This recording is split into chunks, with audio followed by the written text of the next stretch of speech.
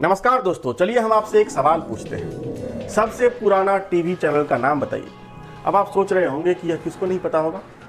दूरदर्शन यानी कि DD1। एकदम परफेक्ट। अब जरा टाइम मशीन में बैक गियर लगाकर चलते हैं आज से 30-35 साल पहले और याद करते हैं उन दिनों को जब ब्लैक एंड व्हाइट टीवी के साथ एंटीना को घर के छत पर या किसी ऊंची जगह पर लटका दिया जाता था।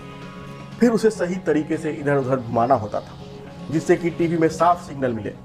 और जब टीवी को सिग्नल ठीक से नहीं मिलता तो स्क्रीन पर दिखता था यह। तो क्या आपने कभी सोचा कि ये कौन सा चैनल है? यही है सबसे पुराना टीवी चैनल 24/7 ब्रॉडकास्ट। और जब कोई चैनल नहीं आता तब यही चैनल आता है। यह आवाज जो आपने सुनी इसे कहते हैं स्टैटिक नॉइज और इसका एक हिस्सा है कॉस्मिक नॉइज। अभी के लिए आप इसे एक तरह का रेडिएशन समझिए जो ब्रह्मांड की उत्पत्ति के समय से है, यानी कि 13 अरब 80 करोड़ साल पुराना रेडिएशन, बिग बैंग के समय का, जो पूरे ब्रह्मांड में आज भी इधर उधर भटक रहा है। और इसी का स्टडी करके वैज्ञानिकों ने बिग बैंग थ्योरी को साबित किया था। पर अब सवाल यह है कि कैसे आया यह बिग बैंग की थ्योरी? क्या क्या गुल खिलाए वैज्ञानिकों ने? किसने जलाई थी दिमाग की बत्ती और किसने फैला दिया था रायता? दोस्तों, जब से इंसान ने इस धरती पर कदम रखा तब से वो सवालों के मकर जाल में उलझता रहा।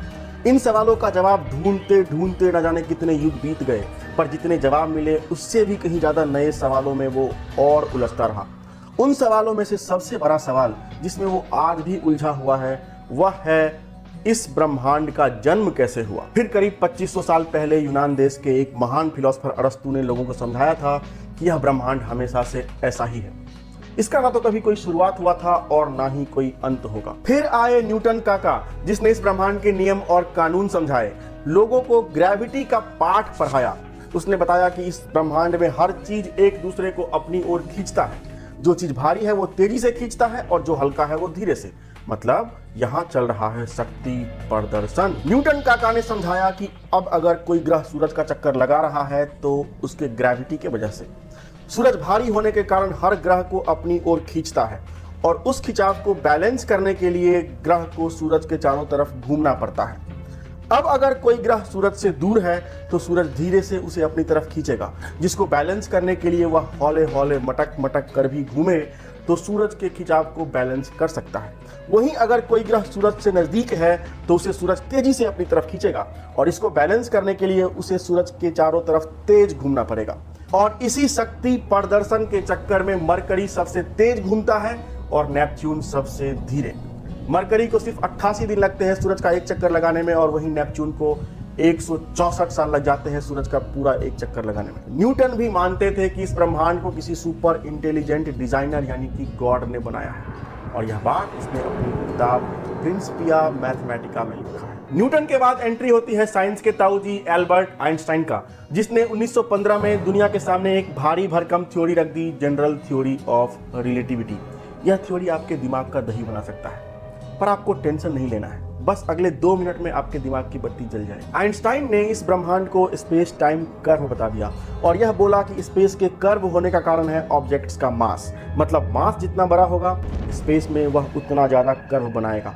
यह ठीक वैसा है जैसा अगर रबर की फैली हुई शीट पर अगर कोई बड़ा सा बॉल रखोगे तो वह शीट में एक गड्ढा बना देगा और बॉल जितना भारी होगा गड्ढा भी उतना ही गहरा होगा और जितना गहरा गड्ढा उतनी ज्यादा ग्रेविटी।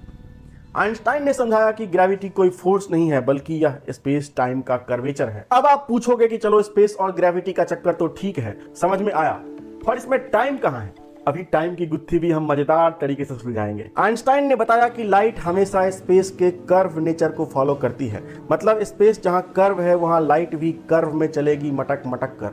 वहीं स्पेस जहां फ्लैट है वहां लाइट चलेगी संस्कारी बच्चे की तरह सीधी। और दूसरी बात कि लाइट की स्पीड हर जगह बराबर होती है, 3 लाख किलोमीटर पर सेकेंड। ये बात मैं नहीं कह रहा हूँ, यह बात माइकलसन मॉर्ले ने बताया था। अब देखो, स्पीड होता है डिस्टेंस डिवाइडेड बाय टाइम। तो अब अगर लाइट कर्व स्पेस में चलेगी तो उसे ज्यादा डिस्टेंस ट्रेवल करना पड़ेगा कंपेयर टू फ्लैट स्पेस। अब देखो, मैंने अभी कहा था कि लाइट की रफ्तार फिक्स रहेगी 3 लाख किलोमीटर पर सेकेंड, चाहे स्पेस कर्व हो या फ्लैट। इसका मतलब ये हुआ कि जब डिस्टेंस बढ़ रहा है तो टाइम भी बढ़ाना पड़ेगा, और यह तभी हो सकता है जब समय बीतने की रफ्तार धीमी हो जाए, यानी कि टाइम स्लो हो जाए। और यही कारण है कि स्पेस में जितना बड़ा मास होगा वहाँ उतना ही ज़्यादा कर्व बनेगा और समय वहाँ उतना ही स्लो हो जाएगा। और इसी कारण से ब्लैक होल, जो कि एक मैसिव ऑब्जेक्ट है, वहाँ टाइम लगभग रुक जाता है। ब्लैक होल का 1 घंटा पृथ्वी पर करीब 7 साल बीतने के बराबर होता है। तो यही था टाइम और स्पेस की गुत्थी। तो जल गई ना दिमाग की बत्ती, और इसीलिए तो दुनिया सुपर जीनियस मानती है। भाई साहब, मुझे नहीं, आइंस्टाइन साहब को। और फिर हो गया एक कांड। न्यूटन की तरह आइंस्टाइन का भी मानना था कि यूनिवर्स स्टैटिक है, यानी कोई एक्सपेंशन या कॉन्ट्रैक्शन इसमें नहीं हो रहा, और न्यूटन की ग्रेविटी की वजह से हर चीज एक दूसरे को खींचती है। तो अब अगर हम सिर्फ ग्रेविटी पर ध्यान दें तो इस ब्रह्मांड की हर चीज एक दूसरे को खींचते हुए एक जगह जमा होकर संकुचित हो जाएगा, पर ऐसा होता दिख तो नहीं रहा। मतलब ग्रेविटी को कुछ तो बैलेंस कर रहा है। और यही सब सोचकर आइंस्टाइन ने अपनी जनरल रिलेटिविटी के इक्वेशन में ग्रेविटी को बैलेंस करने के लिए एक कॉस्मोलॉजिकल कांस्टेंट डाल दिया। इस कांस्टेंट को आप एक तरह का फोर्स समझो जो ग्रेविटी के विपरीत लग रहा हो, ताकि यूनिवर्स स्टेबल और स्टैग्नेंट रहे। और यही था आइंस्टाइन का सबसे बड़ा मिस्टेक, क्योंकि यह फैलाने वाला था रायता। अब देखिएगा रायता कैसे फैलता है। साल 1927 में बेल्जियम देश के खगोल शास्त्री जॉर्ज लेमेत्रे ने एक रिसर्च पेपर पब्लिश करी। उसने जनरल रिलेटिविटी का यूज करके यूनिवर्स का एक चमत्कारिक मॉडल बना दिया, जिसमें उसने बताया कि इस ब्रह्मांड की उत्पत्ति एक छोटे से प्राइमल एटम यानी कि कॉस्मिक एग से हुई थी, जो समय के साथ फैलने लगता है, और यह आज भी फैलता ही जा रहा है। इसके बाद जॉर्ज लेमेत्रे इस चमत्कारिक मॉडल को लेकर आइंस्टाइन के पास पहुंचते हैं और बताते हैं, भाई साहब, यह ब्रह्मांड तो फैलता ही जा रहा है। अब आइंस्टाइन साहब का तो भौकाल था ही, अपनी मूंछों पर हाथ फेरी और बोले, देख भाई, तेरे मॉडल का मैथमेटिक्स तो एकदम फारू है, पर लगता है तुम्हारी फिजिक्स चिड़ियाघर वाली है। ऐसा लगता है जैसे तुमने न्यूटन के ग्रेविटी को कचौड़ी में भरकर खा लिया हो। अब बेचारा लेमेत्रे क्या करता। और फिर आया साल 1929। एडविन हबल नाम का एक एस्ट्रोनॉमर पहली बार आकाशगंगा के बाहर टेलीस्कोप से झांकता है, तो उसके होश उड़ जाते हैं। ऐसा क्या देख लिया होगा उसने? हबल ने पाया कि आकाशगंगा इस ब्रह्मांड में अकेली गैलेक्सी नहीं है, यहाँ तो बहुत सारे गैलेक्सीज हैं, पर उनके बीच कुछ गड़बड़ चल रहा है। उसने देखा कि सारी गैलेक्सीज एक दूसरे से दूर होती जा रही है, और हैरानी की बात यह थी कि उनके दूर जाने की रफ्तार भी लगातार बढ़ती जा रही थी। हबल ने हल्ला मचा दिया, पर किसी को समझ में कुछ आ नहीं रहा था, आखिर ये हो क्या रहा है। लेकिन इस खबर से सबसे ज्यादा गुदगुदी जिसे हो रही थी वह था जॉर्ज लेमेत्रे। और यह बात अब तय हो गई थी कि यह यूनिवर्स स्थिर नहीं है, बल्कि लगातार फैलती जा रही है गुब्बारे की तरफ। और यह बात आग की तरफ फैल जाती है और पहुंचती है आइंस्टाइन के कानों तक। आइंस्टाइन को भी समझ में आ गया था कि कहीं न कहीं लेमेत्रे के बातों में दम तो था, और उसने माना कि कॉस्मोलॉजिकल कॉन्स्टेंट्स को ऐड करना उनकी सबसे बड़ी गलती थी, क्योंकि यह ब्रह्मांड के वास्तविक समझ को और उलझाने का काम कर रहा था। पर अभी तक के कहानी में टीवी वाली बात कहाँ फिट हो रही है? चलो इसको भी समझा देता हूँ। यही तो है इस कहानी का क्लाइमेक्स। यह बात है साल 1965 की। बेल लैब में 2 इंजीनियर, जिनका नाम था रॉबर्ट विल्सन और आर्नो पेंजिया, दोनों माइक्रोवेव डिटेक्टर बनाने का काम कर रहे थे।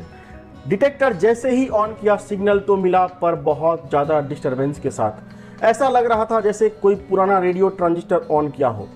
उन्हें लगा कि शायद यह कबूतरों का काम है जो रिसीवर में अपना घर बनाकर गुटरगू कर रहे हैं। दोनों ने फौरन झाड़ू बाल्टी उठाई और रिसीवर की साफ सफाई में लग गए।